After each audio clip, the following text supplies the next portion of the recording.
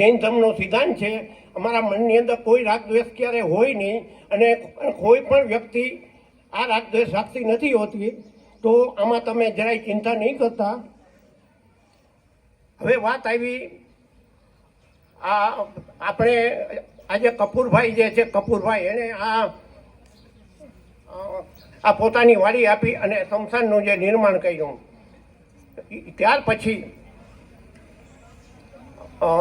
આ સરપંચે વાત કરી કે જવુભાઈ કાંઈ 24 વર્ષ ત્યાં થયું નથી, કંઈક આગળ વધો એમ.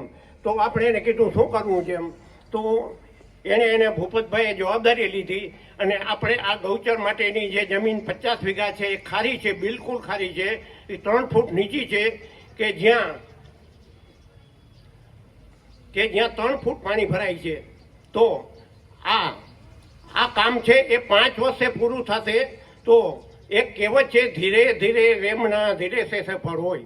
તો આ વાડી આપણે 5 વર્ષે તૈયાર કરી શકશું. 5 વર્ષ ધીરે જ રાખવી પડશે, આમાં મોટો ખર્ચ છે અને એના પારા ઊંચા થશે.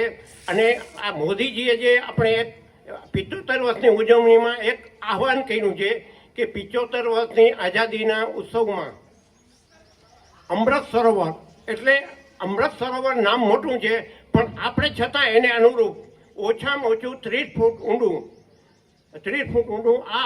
આ પાદરની નદી કે પાછળનો ઓકળો આગળનો ઓકળો 30 ફૂટ ઊંડો થાય એવા આપણે પ્રયત્ન કરશું.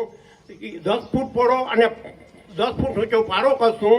એના ઉપર આપણે સારા મસાલા ઝાડ વાવશું, ટપક ફીટ કરશું અને એની માવજત કરશું. અત્યારે જે ભૂપતભાઈ અને જે પ્રવીણસિંહે જે મહેનત કરી છે જે તડકામાં, એને હું ધન્યવાદ આપું છું. અને આ ગૌશાળાની સમિતિએ જે અમને તક આપી છે કામ કરવાની, એવી અમને 5 વર્ષ તક આપે. અને આરબલુજ છે એ પહેલું નામ છે, એ ઉપરથી નામ છે.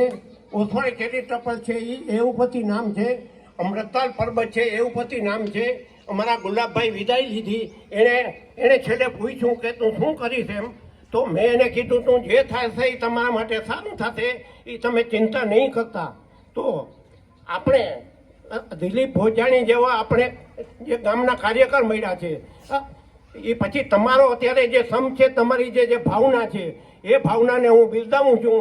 અને આરબલુજ ગામ જ્યાં કેશુભાઈ પટેલ સામેથી પહેલી વખતે આવ્યા હતા, જે ગામની અંદર અશોક ભટ્ટ આયુર્વેદિક યુનિવર્સિટીનો પ્રોગ્રામ કરી ગયા છે.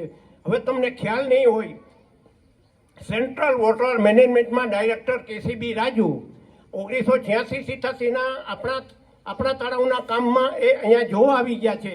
અને સ્વામી વિવેકાનંદ ટ્રસ્ટ મિશન જે ભુજ છે એ લોકો અહીંયા લઈ આવ્યા હતા.